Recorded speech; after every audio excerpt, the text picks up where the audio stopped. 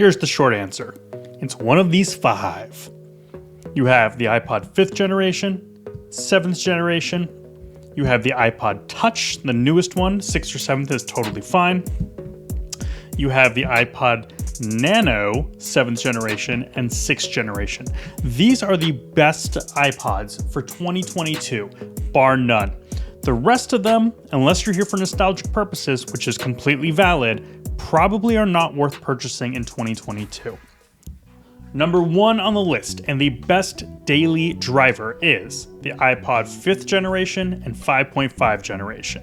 For most people, the 5th generation will be the best iPod to buy. This is the iPod that exudes the most amount of nostalgia while also having a range of modern features. According to some, this is the best sounding iPod with the Wolfson DAC in here. They changed this DAC after this edition. The 6th and 7th ones do not have the same DAC as the 5th edition, which has the Wolfson. Wolfson is said by many to be the best sounding DAC. I personally think it's a little bit of bullshit, but if you're into that sort of thing and you're an audiophile and audio quality is important to you, then this will be your best bet, if only to cover all of your bases and to make sure that you get the best thing. Personally, I think side by side, even on my high-end monitors, I cannot tell the difference in a blind test, and I do have data to support myself in that, but it gets pretty complicated and technical very quick. The bottom line, I think, is most average consumers will not be able to tell the difference between the two, although if you are an audiophile, maybe go with a 5th generation just to be safe. Now, one of the reasons why this is such a good daily carry iPod and why for most people in most situations the 5th generation is the obvious answer of what iPod you should buy is a few reasons. I mean, first and foremost, we did get the audiophile thing out of the way, but the second is the customizability. You can buy so many different cases. This one right here is the clear case. I've also put a gold back on it. So we have a clear case in the front, clear click wheel, and gold case in the back. I also put, if you can see it here, this is the Rockbox operating system, which is an upgrade to the Apple OS and infinitely customizable. But you can get all sorts of different colors. Here I have black. I have red scroll wheels with black touch buttons right there. You can buy any color combination you want for the 5th generation. It's also fairly easy to open up. It's fairly easy to replace the battery in these guys. You can even do conversion kits that are available for it. This one is called the capacitor conversion kit, and this one increases the sound quality even further in the iPod. So the main reason why you'd pick this is, one, it's just sort of fits the in-between area where it's old enough to have nostalgia, but new enough to have modern features. Audio quality is good, infinitely customizable, and still is a great daily workhorse. For most people, most of the time, the 5th generation is going to be the one that I recommend to people. Now, it is important to note there is a 5th generation and a 5.5. The 5.5 is generally what people covet, a little bit higher than the 5th generation, and you can find that a few different ways, but the easiest is going on the back of your iPod here and typing in the number that begins with A. In this instance, this is A1136. You can find out if it's 5th generation or 5.5 from that number. You'll also be able to tell if you have a 5th generation if you have the ability to search on the iPod, which was only introduced in the 5.5. Now, why would you want a 5.5? Why is it better than a 5th generation? On their surface, it is important to note that they look exactly the same and they operate identically. But the reason why 5.5 is more coveted and probably a little bit more expensive on places like eBay is that once you open this up and you replace it with something like a flash drive, which is what I've done in this one, the 5th generation only has the capability to go up to 128 gigabytes, whereas things beyond there are only capable with the 5.5. So if you wanted to get a 256 gigabyte card or even a 512 and go mega, that's only going to be possible with 5.5. So the 5th generation or 5.5 for most people most of the time, best daily driver. Number 2 on our list will be the iPod 7th generation or classic iPod. 7th generation is the absolute last classic style iPod with the click wheel that was introduced. So why would you not just get this over the 5th generation? It does have a little bit more modern features. It does feature cover flow, which is pretty cool. You can see right on the screen that it does cycle through the cover art for all of your art here. Has a few different extra features in it as well. It has Genius, if you guys remember that feature, where it'll automatically make playlists for you based on your songs, things of that nature, but otherwise it's not too much of a huge upgrade. It is metal instead of plastic. And on the back, they look just about the same. It also is a little bit heavier because of that metal front than the 5th generation. So why would you not get this? Why is it not an immediate upgrade from 5th? Well, the first reason is the audio quality, which I already spoke about. Some people believe that the DAC in the 7th generation is inferior to the 5th generation, and that the 5th generation should be coveted more highly because of that. That's one way to put it. In my personal opinion, and guess this is just YouTube BS, my armchair experience, I don't believe that the average consumer in almost any situation would be able to tell the difference between these two. And I think if you can tell the difference, and you tell me you can tell the difference, I would like to hear that in an A/B blind test where you don't know which is which, and I want you to be able to point it out 100% of the time, or at least over 50%. I don't think you can do that. I don't think anybody can do that because I can't do it. So prove it if you say that this one doesn't sound as good as this one. But that is one reason why these are not as highly as coveted. The other reason is they are customizable, but they're not quite as good as the 5th generation. Pretty darn good. There's really no reason why you can't do most of the things you can do on the 5th. But the 5th just has a little bit more of a larger population, so it has more people in the community customizing it. So this, you can get still different color faceplates, different color backplates for it, and different buttons for it and scroll wheels. But they might be a smaller selection of colors, and also they're a little bit harder to get open. So they don't have quite as much customizability as the 5th generation. But if you want these slightly more modern features, this is a very good pickup and can, in some cases, be had less for the 5th generation. For most daily drivers, these two will be somewhat identical. If you plan on having some modifications to your iPod and you want to put a flash drive in it, perhaps a bigger battery, you might have a slightly easier time doing it with the 5.5 generation than you would with the 7th generation. But the 7th generation is perfectly capable of having all of its internal parts replaced. It's just a little bit harder to crack open, and it has a few less parts available than the 5th generation, but it is not a huge deal breaker. The reason why most people get the 5th generation over this is because of the perceived audio quality of the 5th generation.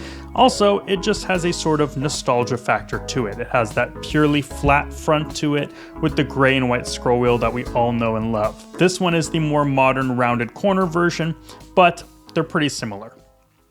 Number 3 on our list is going to be the iPod Touch 6th and 7th generation only. You do not want to buy any other generation of iPod Touch. Now, the iPod Touch here is a really interesting case. And now it operates and acts exactly like an iPhone. You're, I'm sure, quite familiar with this interface and everything that it can do. It can literally operate exactly the same as your iPhone, just without the cellular calls. You could even perhaps set up your iCloud account here so you can get text messages and FaceTime like you normally do. And while you're in the comforts of your own home or anywhere with Wi-Fi, it essentially operates identically to a cell phone. So why would you want to get this as opposed to just using your cell phone? There are a few reasons. The obvious advantages of having offline play, being able to take it camping, hiking, or on a long cross-country road trip where you need no internet connection and you want to use something as a dedicated media player. The other reason I see people get these, and it's a really cool idea, is to have an at-home media player. So you can, for example, set all of your icons to the front screen to Netflix, Disney Plus, all Paramount, whatever you use to stream, and then use this to cast to your TV, essentially acting as a high-tech remote control for your home theater, which is a really cool use case for it. You can even keep all of your songs on it, as well as Spotify and Apple Music automatically connected to your home Bluetooth sound system, so you can come home and use this to play music without any setup. This is a really, really cool use case for this. The iPod Touch is a fantastic at-home theater setup. It's also just sexy. It's tiny. Now, this is compared to, say, for example, this is my iPhone 11 Pro, which is actually one of the smaller iPhones of the last few years. If you compare these guys side by side, it's not even close. The iPhone 11 Pro, which is not even a big phone, is much thicker and much bigger. So these iPods cannot be overstated how tiny they are for what they provide.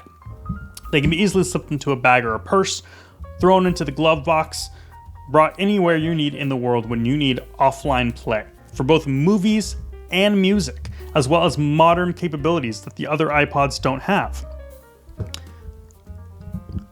The 5th, 5.5, and the 7th generation do not have built-in Bluetooth, which is a huge thing for many people. Perfectly fine if you're in a car or if you have wired headphones. However, this is one of the few items that does have built-in Bluetooth. So if that's important to you, of course, this can be a big consideration. We'll get into the other two iPods here in a second, which do have some Bluetooth capabilities, which I'll go over in a minute. Overall, this is for the at-home media enthusiast. If you want a universal remote control, something that has all of your music on it, this is the place to do it. Now, the 6th and 7th generations did come out in 2018 and 2019, and it's important to note that both have been discontinued. And with that, Apple has discontinued all iPod product lines, which means that this guy will soon be outdated. It's already only on iOS 12 and will not be receiving any further updates. This is for the 6th generation, by the way, which I'm holding in my hands. The 7th generation might get iOS 13, but it's not going to go beyond that as far as I'm aware. Because of that, these will work really great for now, but 5, 6, or 7 years down the road, you might have a brick on your hands, which is very important to note when it comes to these iPod Touches. I don't really recommend them as the first iPod I recommend to people for that reason. For example, I have lots of these old iPod Touches here that are essentially bricked and worthless. They do turn on, but they don't connect to the App Store. They're impossible to jailbreak at this point, and they're really just duds. They don't do anything. They have a very small storage space on them, 16 gigabytes, and they're essentially worthless. Electronic waste that's killing our Earth one by one. They're absolutely unnecessary to purchase or to own at this point. And while this looks fairly modern for right now and has all of the modern amenities that we're aware of in iOS and that we're used to with our phone, very soon that won't be the case. Whether it be 3, 4, or 5 years, I'm not sure. Your guess is as good as mine. But it's important to note that these will not last forever, unlike the big chunky boys here. Number 4 on our list is the iPod Nano 7th generation. This is an absolutely fantastic little unit. With the iPod Nano 7th generation, this is one of, if not my favorite iPod of all time. It is just sexy. I absolutely love this guy. It is so tiny to hold in your hands. It will fit in the tiny key pocket in your jeans. They are incredible. What makes this iPod so special is 2 things on it. 2 things that no other iPod ever got, which is 1, Bluetooth. It is the only iPod that has built-in Bluetooth, which is absolutely massive. And the second is a lightning port. It doesn't have the old 30-pin connector like the other iPods do, making this a really great updated and modern iPod, even though it is 10 years old. If you need something for specifically going to the gym and activewear, using it out and about on the treadmill, running, doing any sort of workout, and you need Bluetooth connectivity, this is the iPod for you. The iPod Nano 7th generation cannot be topped. If you get a cool armband for it, or even if you slip it into a pocket while you're working out, this is an incredible device that can free you from your phone while you're working out. It even has dedicated podcasts. So yes, you can load all of your podcasts into iTunes or Music Bee on your computer, and then with one plugin or even over Wi-Fi, you can get this thing to get all your podcasts displayed. Yeah, it is incredible, and that's why these are pretty expensive these days, even though they're 10 years old. It's because they have all those modern amenities and features that we're used to. This is an incredible piece of tech that is just plain sexy. I absolutely love this iPod, and I recommend it to everybody. Last but certainly not least, we have the iPod Nano 6th generation. Now this guy can in a lot of ways be the little baby brother of what we just viewed in the 7th generation. This one even smaller, and in many ways the prototype to what became the Apple Watch. This guy's really cool. You can buy, and if you remember back in the day, people had watch bands where they used this as a watch face. It was all we had before the Apple Watch. And this little guy is so cool. Now it does have the 30-pin connector, so it doesn't have the lightning port like the last iPod. And it does have a touchscreen, which is a very nice thing, but it's only going to be wired headphones. Now it does not have Bluetooth built into it. There are some ways around there that I'll get to. For the most part, the reason why you choose the 6th generation over the 7th generation here is if you only or primarily use wired headphones. And if you primarily use wired headphones and you need something to work out, this is going to be the absolute best iPod for you to own because it has that built-in sports clip, which is really easy to attach anywhere on your body or clothing, and then you can get up and go with this tiny little interface that does so well.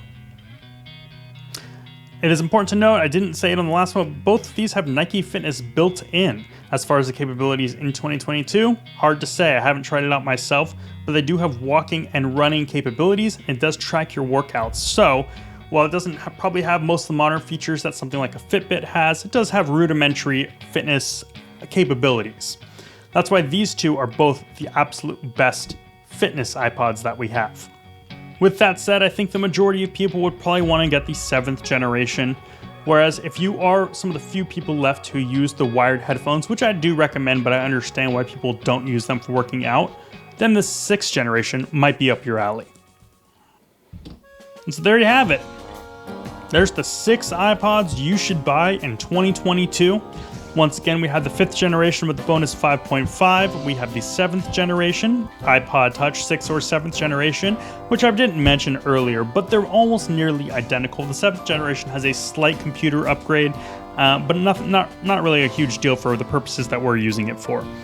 The 7th generation and the 6th generation Nanos. These are all fantastic iPods that I would recommend to anybody, and depending on your use case, one of these 5 will almost certainly be right up your alley. If you have any questions, please let me know in the comments or DM me, and I'm happy to answer them for you because I want everyone to enjoy iPods the way I enjoy them. Have a great day.